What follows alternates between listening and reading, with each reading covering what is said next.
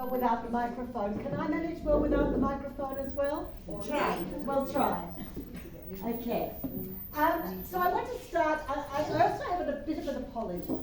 My apology is I looked at Daphne's beautiful presentation with the lovely pictures of the women. I have no pictures. I only have words. So that's okay. That's okay. But I'll start with a story. And it relates, and the reason I want to start with that story is it relates to what Daphne was saying. International Women's Day is in March. You're probably familiar with it.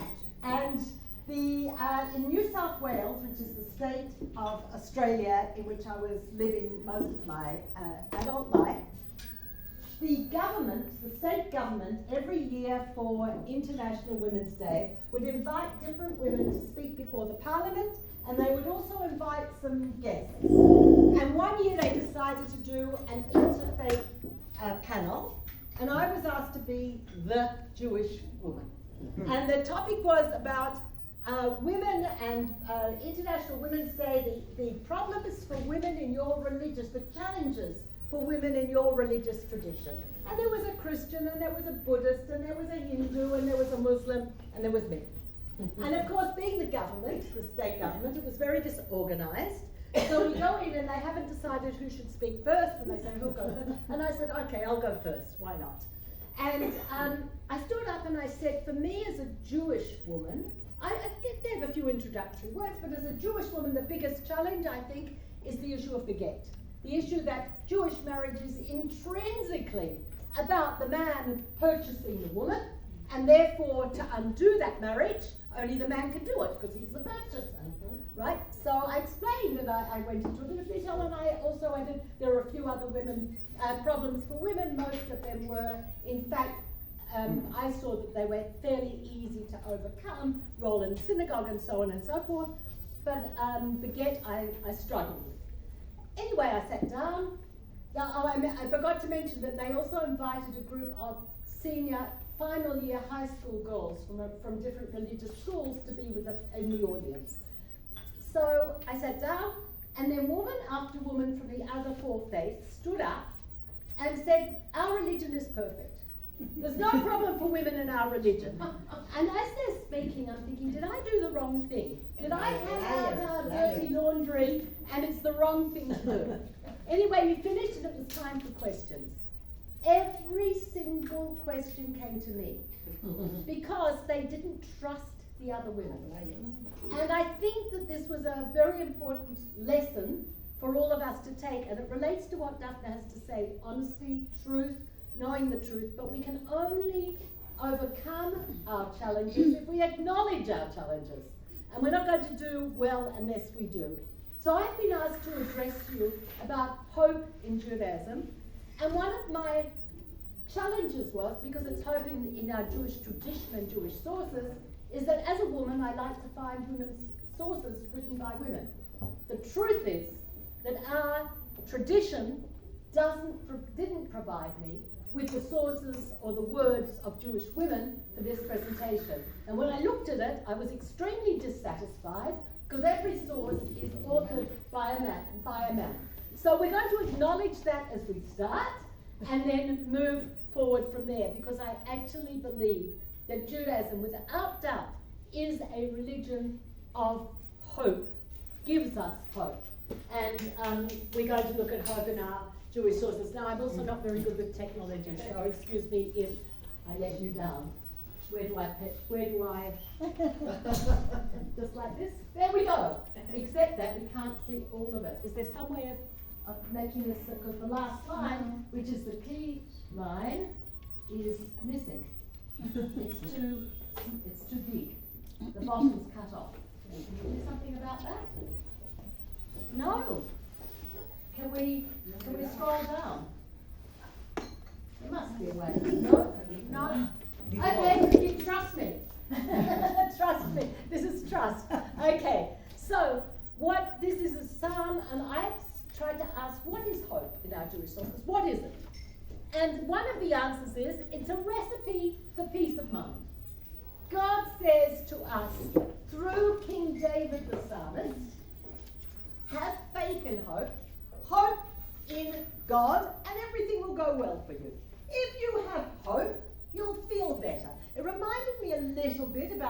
Frankl, the search for meaning, the idea that if you find a way of having hope, things will go well for you. And in the Psalms, hope becomes then a recipe for peace of mind. But the trouble is, that's not, how do you make yourself hope for something? To me, it's a little bit problematic, but let's think about that. If I ask you, for what do you hope? What is your hope? What is your vision? And you start thinking about what you hope, you do get a better, life is better when you're thinking about what you hope for. So it sort of works, but this is all about hope for God. It starts off, who shall I fear? There are evil doers there are bad things happening in the world, and the recipe for overcoming the bad things is hope. Have hope in God. Think about the future. Not a bad thing, but not fully satisfactory either. So then, the quote that the organisers of this conference chose to put next to this particular presentation was from Jeremiah. And in Jeremiah, it's God speaking. And I just need to explain to you, I come to you as a believing Orthodox Jewish woman. And so the way my approach to the Tanakh is that it is divine words, that the prophets are speaking the words of God. So if I take that approach, Jeremiah is saying, I have plans for you, speaking in God's name, plans for you, a future and a hope. The hope there is a gift from God. That's the hope. It's a gift from God, that God has planned good things for us. On Yom Kippur, I had the privilege of speaking in my synagogue. We have between Musaf and Mincha, we have some, actually there's a rabbinic colleague and myself. Between Musaf, we have we've been doing it now for many years. I have a former rabbi from Ireland and myself, and we give a shiur each during that time. And I decided to do a scan of the book of Deuteronomy, Dvarim, for my shiur. And in the book of Deuteronomy, you have this beautiful, maybe not so beautiful, you've got this line that God says, I'm going to hide my face. And I said, God hiding his face for me is the most positive, wonderful thing to hear. Why? Because when things are bad, I don't think God's gone or there's no God. God is hiding his face. He's still there. It's a tremendous source of hope that he's still there, that things can still get better. And I do know that during the Shoah, there were many people who held on to this hope. God's still there, he's just hiding his face. Of course, there are all sorts of other implications of that, because why does God hide his face? Because he's punished. Excuse me. Yep, bit of coconut.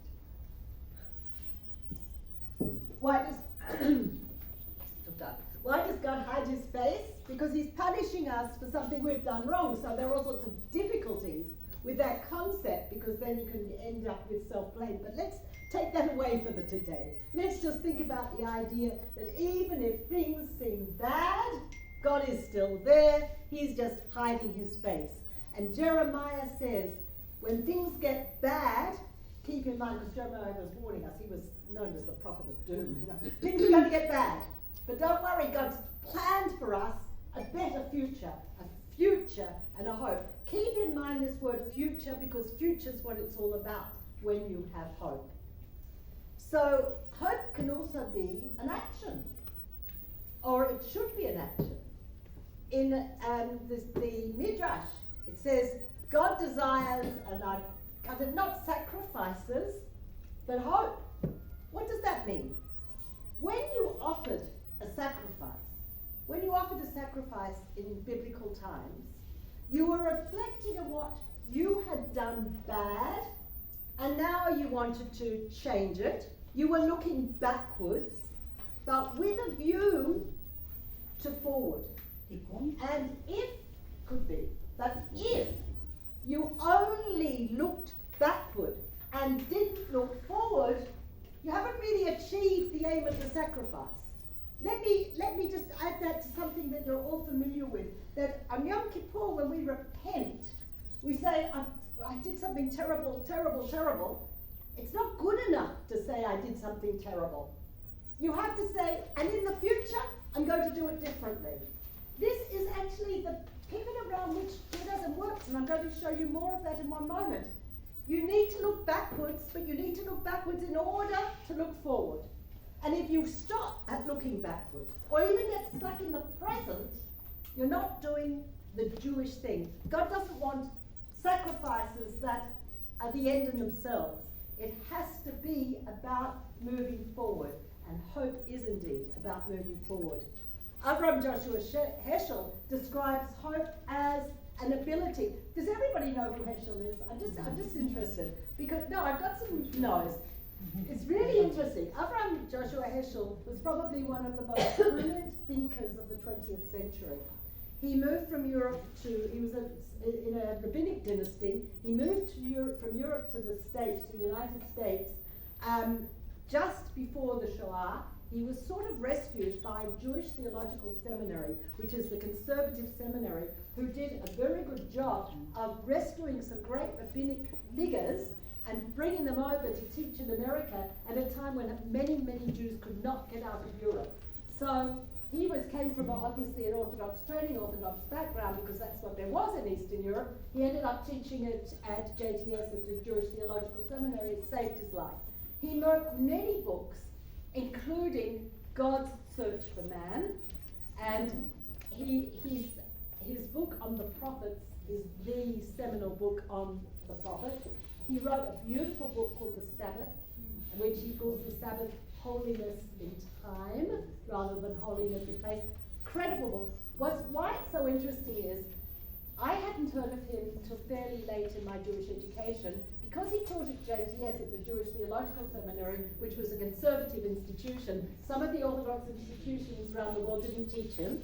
Also, his books were written mainly in English, and they weren't translated into Hebrew until very, very recently. And now there's a whole revival of Heschel because Israelis are reading him and learning him. So anyway, I just wanted to, sorry? You're just distracted by the talking in the back. So he wrote many beautiful things, but one of the things he wrote is, hope is a conviction rooted in trust, an ability to soar above the darkness that overshadows the divine. I think this is just a beautiful thing. Hope is a conviction rooted in trust, but it's a conviction that you have to work on. You have to make yourself hope.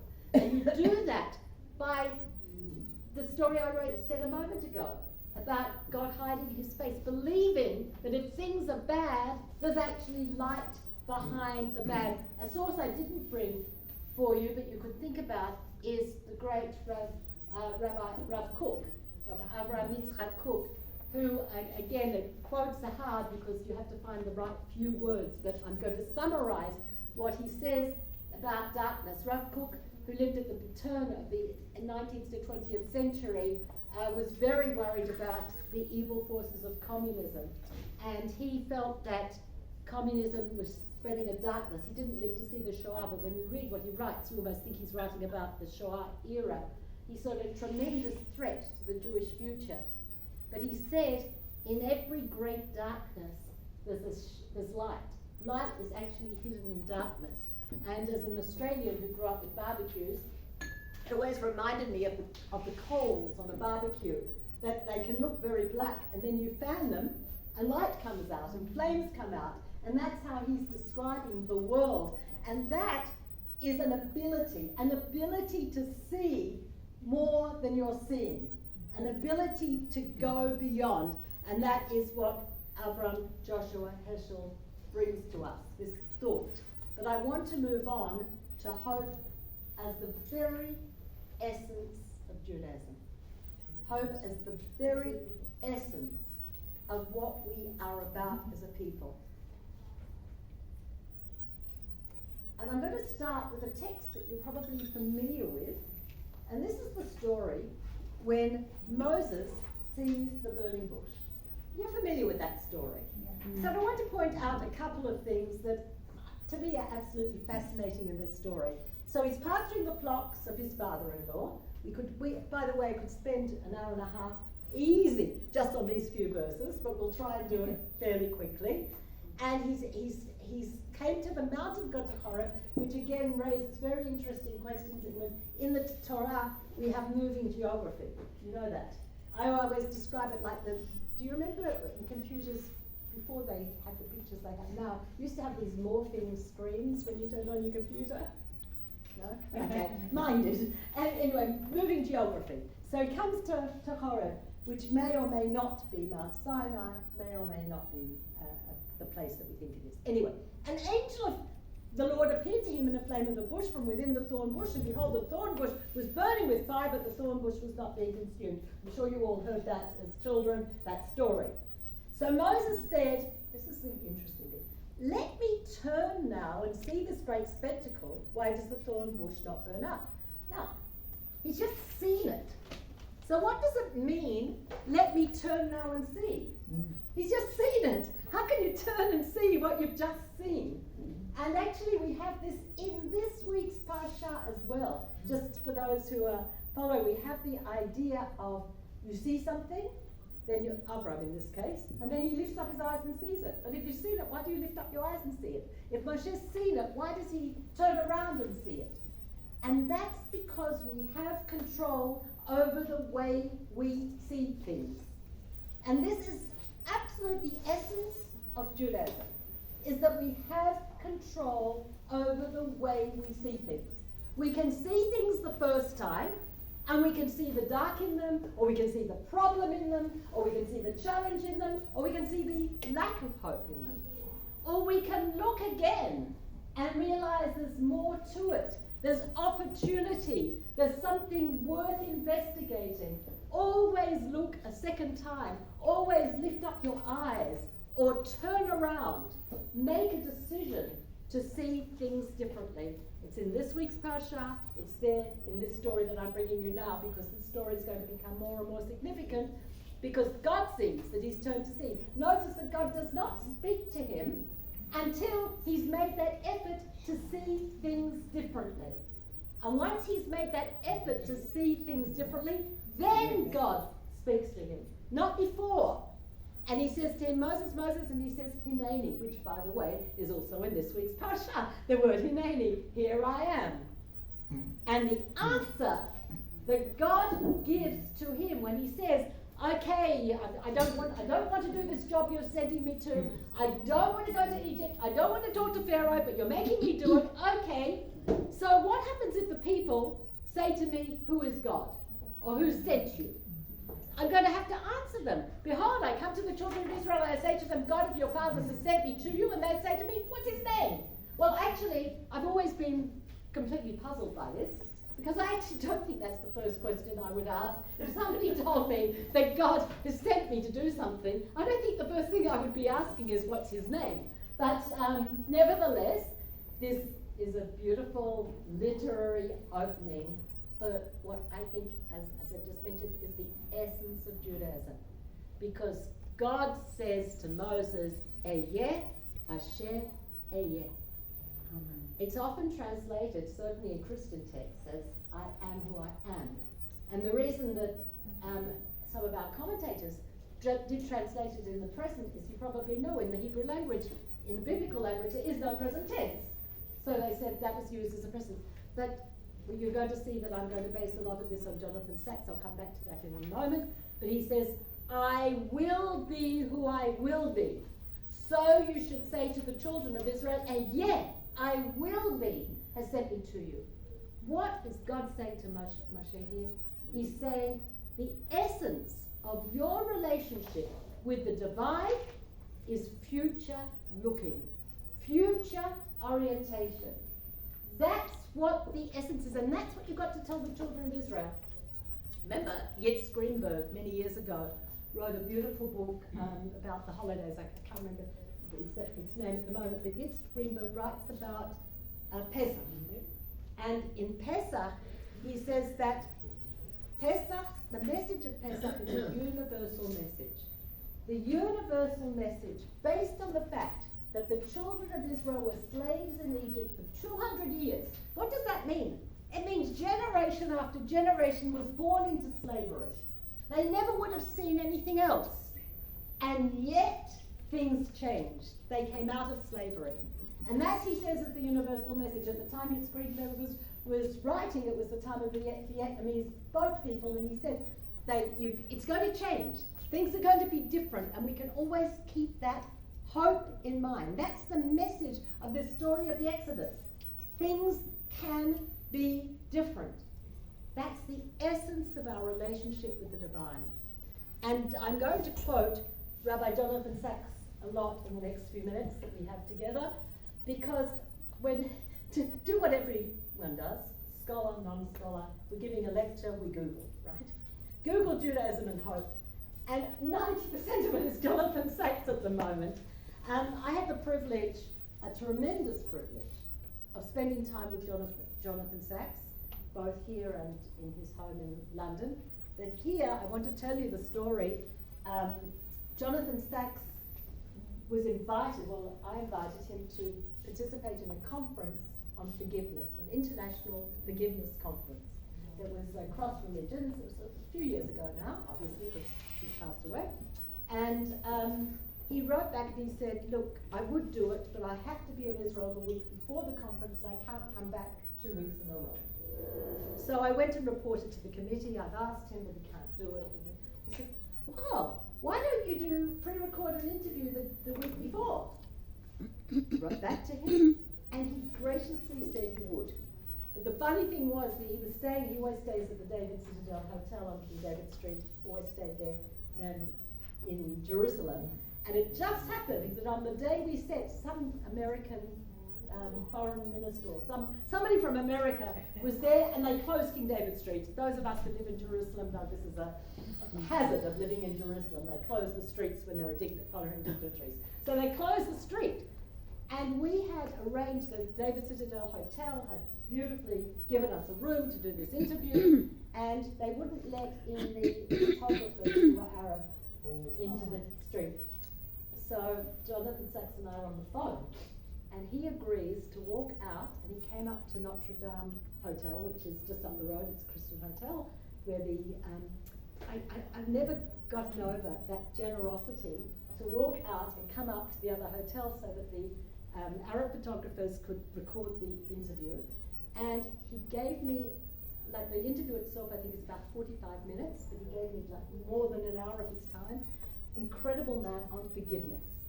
And the reason I mention it, he then developed this ideas of hope subsequently. If you look at the writings, this was subsequent. But I think his mind was already ticking that way. He was already saying how forgiveness is a way of transitioning from a situation that seems irresolvable to a resolution, to a way out. We forgive ourselves, we forgive others, and we move beyond. So he was formulating that as we were talking about forgiveness. And he wrote this, and that's why I want the emphasis on the future. Judaism is the only civilization whose golden age is in the future. I thought about that. How amazing. If you think about cultures and civilizations, they talk about their golden age. We haven't had ours yet. It's still to come. We're in the future. And it's the Messianic age, the age of peace, where nation will not lift up sword against nation, and the Lord shall be one and his name one. And this is fantastic. I'm not sure whether Jonathan Sacks, like myself, we're not sure exactly what the Messianic age will look like. The rabbis of the Talmud aren't sure. We don't know, but we know it's coming, regardless of what it will look like, regardless of whether there's an individual Messianic figure or not. There's an age coming. Things are going to get better. The trajectory of human history is not a straight line, got lots of dips, but ultimately it's forward-looking. This is ultimately the dividing line between Judaism and Christianity. To be a Jew is to reply to the question, has the Mashiach come, with the words, not yet. in the final phrase of Harold Fish, the Jewish narrative is the unappeased memory of a future that's still to be, memory of a future, isn't that fantastic? Memory of a future that's still to be fulfilled. What does this tell us about Judaism? At the heart of Judaism is a belief so fundamental to Western civilization that it's taken for granted, yet it's anything but self-evident. It may have been challenged at times, rarely more so than today. It is the belief in human freedom. We'll come back to that. We are what we choose to be. Society is what we choose to make it. The future is open. There's nothing inevitable in the affairs of humankind. Now, I just want to think about the empowerment that we're talking about there. Our ability to change our situation. It ties in so beautifully with what Daphne was saying in the previous session, that things don't look great at the moment.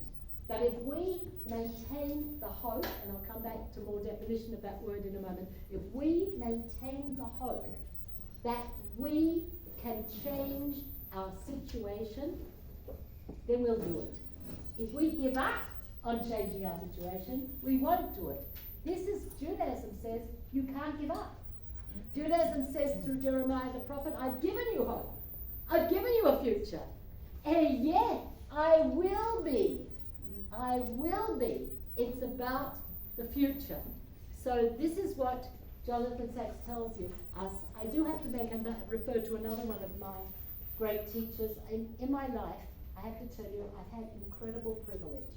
Besides the time I just mentioned with Jonathan Sacks, and if that were the highlight of my life, that would be enough, no dayenu. But I had the privilege of learning with the great teacher, I'd say the greatest Torah teacher of the 20th century, Nechama Leibovitz, a woman. For twice a week for 2 years I was in her home. Your wife? No, not the wife of it. She was married to her uncle, they didn't have children, he wasn't famous. Her brother was famous, Yisrael Leibovitz. But she, incredible teacher. So that in itself, an incredible privilege. Another person I had the privilege of meeting was Elie Wiesel. And Elie Wiesel came to Australia, and at that time I was teaching in a Jewish day school. And it was a time when there were only 2 Jewish day schools, only 2 Jewish high schools in Sydney. So I was on the smaller one. We brought all the children to the old Central Synagogue, which has since burnt down and been rebuilt. We took all the Jewish children of the final year to meet Elie Wiesel. And first we prayed the morning service, Shacharit, together, and then Elie Wiesel speaking, and all of us thought he would talk about the Shoah, or his Nobel Peace Prize, whatever. He said, Ani ma'amin ve'emunah shlema. He starts telling us about his belief. And he says, Va'af al pi sheyitmameh. And he asked the children and the teachers, what's wrong with this statement? So, teenage kids, you get all sorts of answers. He said, no. Af al pi sheyitmameh, even though he will be late. What does that mean? Will be late. You could say even though he's late. What do you mean will be late? And Elie Wiesel said, because at whatever time the Mashiach will come, it will be late. If the Mashiach had come after the destruction of the first temple, it would have been late. If the Mashiach came after the destruction of the second temple, after the Crusades, after the expulsion from Spain, it doesn't matter at what point in history the Mashiach would have come, it always would have been too late. And now we look at our place in history, and we say, why didn't the Mashiach come before the Shoah? Why doesn't the Mashiach come before October 7th and Lahavdil? But every point, it's always too late, but yet it's not too late. Because we have to make our own history. We have to make it. So again, it's my belief system. Teaches me that the Mashiach will come at the right time, not the wrong time, the right time. But we have to go through all these trials and test ourselves and make ourselves responsible for history, and maybe it will be exactly then when we really take responsibility for our own history and our own destiny, that will be the right time for the Messiah to come, or for the Messianic age. And again, I want to emphasize, in my personal theology, I'm not sure whether it's a person or I don't know what it will look like. But I am optimistic that things will get right. And things will get right when we make them right. That is the future orientation. Notice that the first word God says in the whole Torah is Yehi, or it will be in the future. So right from the very first word, we're asked to be future oriented. And Sachs points out that human beings are the only created beings that have the ability to talk in the future. Now, of course, I don't understand cat language or whatever. So there is a, I guess you could say there's a scientific doubt. I do have one of my daughter's partners is a neuroscientist who works with the brains of insects. And I assure you, insects don't think about the future. Human survival. Yeah, and if we look at our cats and our dogs and whatever, there are very few, but there are, maybe you can say hibernation and those things. I don't know. But he does say that we imagine, and this is what both scientists and theologians agree on. Scientists and theologians agree that human beings have the ability to imagine. Imagine a different future. Imagine a future. And this is what he says, the future's open and dependent on us. We know the beginning of our story, but it's not the end. That's why as he's about to take the Israelites from slavery to freedom, God tells Moses his name is I will be what I will be. Judaism is a religion of freedom, is faith in the future tense. Faith in the future tense. Like it? Yes, good. So, I don't want to pretend that Jonathan Sachs pulls things out of the air. You know, I do have to share with you, as an Orthodox Jew, you know, sometimes we're subject to criticism that Orthodox Judaism is stuck in the past. But when I quote Jonathan Sachs and realize that even in my lifetime, somebody I knew had an impact on the way we think, and now, you know, the Siddur Rim with his commentary and so on, isn't that amazing? We're certainly not stuck in the past. But we do rely on the past. I'm going to boast now. I have 3 daughters and 3 sons-in-law, 6 altogether, who all have doctorates. How's that? My son doesn't. But their doctorates, when you write a doctorate in a university, your aim is to prove that you're doing something that nobody else has ever done. That's how you get your doctorate, to do something that's new, that's original, that's different. But in Jewish scholarship, your credibility is based on the fact that you're building on a previous tradition. You don't, if you do something completely new, it doesn't have credibility. It's got to be based on a tradition. So Jonathan Sachs is certainly based on a tradition. I've shown you a little bit, and I want to show you a little bit more. Philo of Alexandria, again, a very, very interesting personality who was deeply influenced also by Greek culture as well as Jewish culture. But he says hope is the source of all happiness. So it goes back to where we started in the beginning, that if you don't have hope, you don't have happiness. Whether hope is the source, I'm not sure, but if you don't have it, you don't. And then I mentioned Elie Wiesel, and this is in another place, not in his talk specifically to the Jewish Day School kids, but in some of his writing. And in fact, this was actually an interview he did in 2017, maybe 2014, an interview anyway. He says this: one must wager on the future. One must wager on the future. I believe it is possible, in spite of everything, to believe in friendship in a world without friendship. That was his childhood experience. And even to believe in God in a world where there's been an eclipse of God's face. I mentioned that before as well. We must not give in to cynicism, to defeat injustice and misfortune, if only for one instant, for a single victim, is to invent a new reason to hope. If you see that you have an impact, a tiny, tiny impact on one person or one thing, then you are part of a sea of impacts. You might be only a drop of water, but you're changing something. And this is people who give in to despair are people who say, I did this and look, it didn't go anywhere. I did all this and I can't see the result. But if you see what you did in the context, in the larger context of all the great things that are happening, and that's what, again, Daphne's showing us those 40 organisations that are working together. Each one of them, on its own, might have some despair. Have I not got...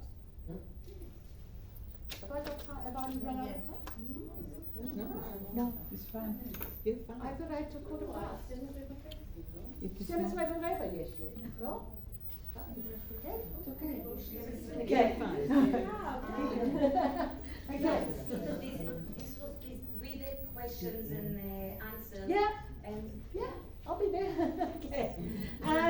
So we have to see ourselves as part. Look at yourself again. You see, lift up your eyes and see. You see, turn and see. Look at things differently. Look at your little contribution as a big contribution. Even the negative Kohelet, Ecclesiastes say anyone who's living has hope. Rabbi Yochanan in the Talmud says the same thing, as long as there's life, there's hope. The Talmud says that when you're judged on Judgment Day, you're judged for how you conducted your business, whether you did it honestly, whether you studied Torah, and also whether you looked forward to redemption. Be hopeful, because going back to what we said before, being hopeful is appreciated by God. And I'm going to finish with 2 quotes from Jonathan Sacks. Finish the presentation, so there's time for the questions and discussion. And I didn't do that, the computer did that by itself. Just broke his name. Okay. To be a Jew is to be an agent of hope. Every ritual, every command, every syllable of the Jewish story is a protest against escapism, resignation, and the blind acceptance of fate. Never accept your fate, your destiny. Never accept it, says Jonathan Sacks. Judaism, the religion of the free God, is a religion of freedom. Jewish faith is written in the future tense. It's a belief in a future that's not yet, but could be, where he God's will. The name of the Jewish future is hope. And more Sacks, I'll jump over it. Judaism is a religion for people who seek to change the world. We've got to be activists. And I will share with you that I'm subtly wearing Women Wage Peace colours here, because I wasn't invited as a representative of Women Wage Peace, but I have to share with you that as a few years ago, as part of being a member of Women Wage Peace, I was offered an opportunity to do a course in storytelling, but telling your own story. How do you tell your own story? And each of us had to come up with a slogan. What's my slogan? What's my driving force? And I realized, as a person who prays every day, and I finished with the traditional prayers every day, I realized if it's worth praying for, it's worth working for. We pray for peace every day. I have to work for it. This is what Jonathan Sacks is teaching us, though. The same thing. Don't just say prayers or utter words. They are supposed to be your inspiration for doing, for changing. Hope is an action. Hope is not a belief.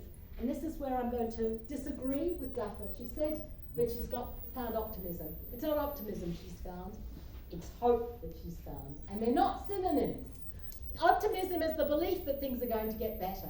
That's what Sharon said she was born that way. But hope is the belief that we can make things better. It takes no courage to be an optimist. You're a born one or you're not born one. But it does need courage to hope. You do have to acknowledge that things are awful. In this country, everything Daphne referred to about the challenges and the problems in this country resonated with me, every one of them. So I have to have courage to say, I don't accept that. That's not what I want it to be. I'm not going to let it be. And that's what my Judaism teaches me, to have hope, because hope is confidence in the individual's ability to make a difference. Hope is the ability to see beyond the darkness, to see the light, to know when you see those coals that look black, that if you just fan them, fire or light can come out of them. So I'm open for discussion, comments and questions.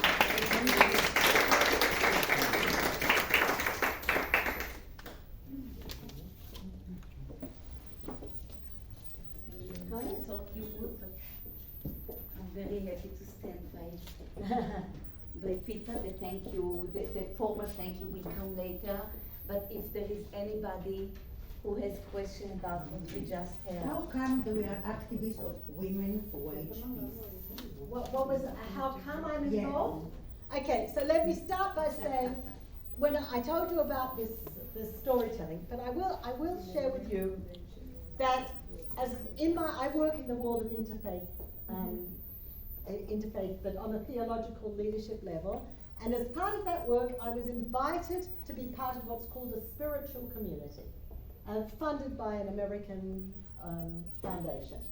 And a spiritual community, they basically bring people together of different faiths and sort of let you do whatever happens, But in Israel, not that much happens because we're all busy with wars and all the other things that go on. Anyway, as a result, I met a wonderful woman who was born a Christian, converted to Judaism, married an Israeli, and is now a practicing Buddhist.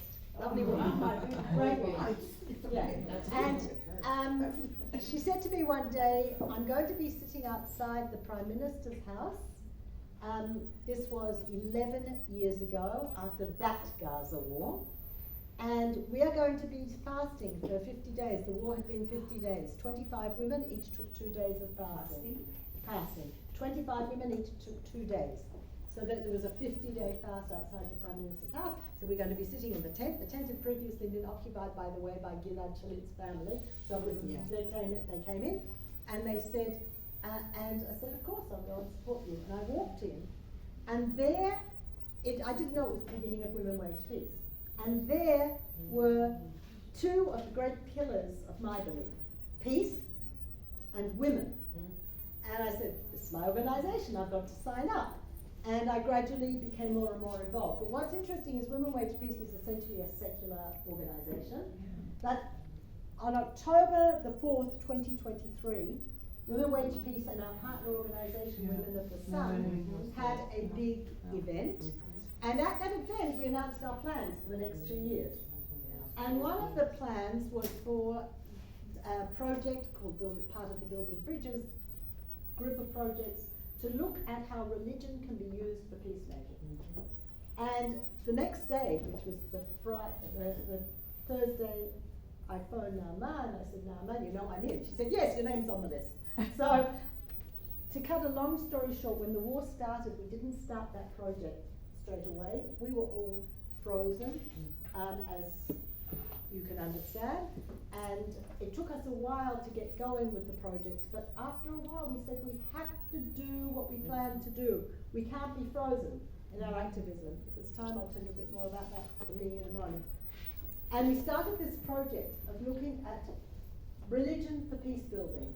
And in Israel, we put out a call for religious women, but we called ourselves Maminot, believers, rather than Datiot, because we wanted people to define themselves as believers. And we put out the call to Muslim, Jewish, Christian, and Druze women.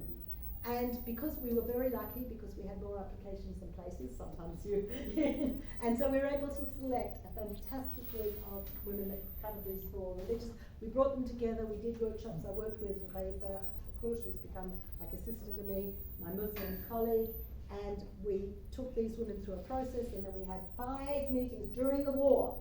5 meetings in Bet Jala with the Palestinian group. In Bet Jala? With the Palestinian Which is behind the lines. Yes, and these are Palestinian women. They were all Muslim, but they were still doing the same process of looking how religion can be used for peace building. And all this happened. So even though Women Wage Peace is a secular movement, there's more and more recognition of the role that religion can make towards peace building. And I will add one more thing.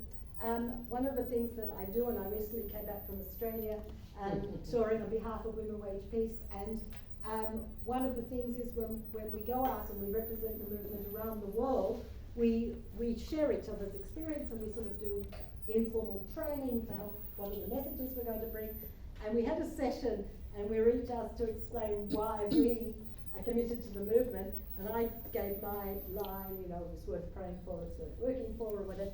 I was absolutely amazed how many of the women that are really secular in their life, but their message was religious. It was a message of hope, a message of belief, a message of faith, a message of determination to change the future. And I think that even though in Israel we tend to label each other, dress, whatever, religious, not religious, so many women in this country are actually believers, mummy not. We believe in a future. And I think that the women who are active in women wage peace are mummy not, are believers. Thank you. Can I ask? Yes. I'm Alice from Czech Republic, Prague. I have a question. My sister-in-law from Lapid, nearby Vodein, she's a member of this organization. She, for many years, she told me that Palestinian women, they are worried to tell it home to families, husbands, they are members. Is it true? It is true. Because it's very dangerous for them. It is true of the Palestinian partner organization, it's Women of the Sun, and the women from Women of the Sun, many of them, cannot tell their families that they're involved. However, the Palestinian women inside Israel are often proudly members of Women Wage Peace, and that's a huge difference. And again, I go back to what Daphne said, because it was so important. We don't realize how privileged we are to live in this society with all the drawbacks and all the challenges, and there are many, and there is a real threat to our democracy. But at the moment, we're still a democracy. But you are friends. Well, You are and- two friends. we can argue that. Yeah, okay, I'm holding on. That's my hope. And we can still speak out. And Palestinian women, Israeli Palestinian women, are proud members of the organization, but it is definitely true that Women of the Sun, many of them are not, and it causes us tremendous problems when we want to announce to the world the work we're doing with the Palestinian women. We're held back in announcing to the world, and people say to us, it's one of the big challenges. They say, but who are your partners? They're cynical about our ability to make peace. So who are your partners? And we have them, and we can name the organization, but it would be so much better if we could show our work together and publicize to the world more broadly. Can I ask you also, can I sit? Of course. I gathered to courage to ask you a question. I came from Slovakia, which We can have The microphone. Keď si stále, tak by sme lepšie počuli. It's okay. Just talk to her one-on-one. So I'm from Slovakia, and this is a little country with about 2,500 Jewish people. And I came from town Košice, where is in this time is 190 Jewish people, and maybe half of them women, I don't know. And I would like to ask you some question, because a lot of Jewish women, they left the hope of better times because they are not believe in God. My question is if there is less hope when they are not believe in God. It's a fascinating question. I would like to suggest the following. How about belief in human beings? Can we have that? Yes. It's an interesting question, because I know that after the Shoah, there were people who said, I no longer believe in human beings. I don't trust human beings. After October 7th, there are many Israelis who said, I don't trust anybody. I don't trust. And the belief in human beings, so I do think belief in human beings might be more difficult than belief in God. But I think for a secular person, you have to nurture belief in human beings. All the recommendations that our rabbis give us for nurturing belief is not just belief in God. As you saw, that was my message, I hope. Yeah. That it's also belief in the ability of individuals to change things for the better.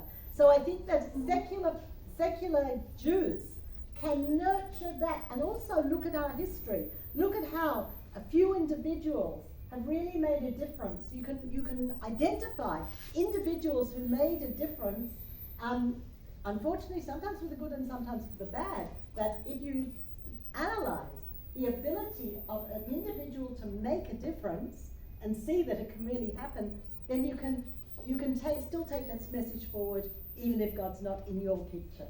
I think so.